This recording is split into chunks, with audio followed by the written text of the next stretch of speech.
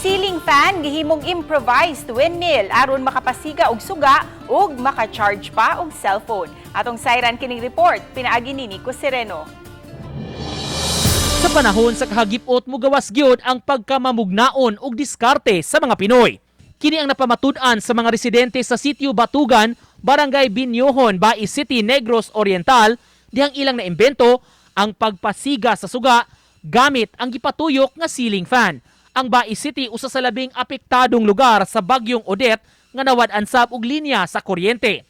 Hinuon pa dayon ang pag-ayos sa mga linya pinaagi sa pag-abag sa nagkalain-laing electric cooperatives. Apan si Mark Olpos, murag di na gyud makahuwat, maong nag-research siya sa YouTube kung unsaon aron duna sila suga.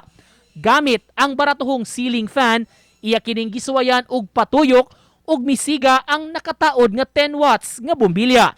Isab gibutang sa atop ang ceiling fan aron tuyukon kini sa hangin ug tuod man nagpadayon ang supply sa kuryente.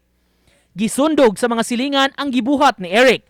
Maong gawa sa kahayag sa suga, naka-charge sab sila sa ilang cellphone ug mga rechargeable flashlights. Pag umiikot yung propeller niya, magpo-produce siya ng kuryente.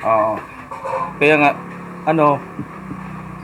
sinubukan ko yung i-connect sa pamilya namin, nagpo-produce siya ng ilaw.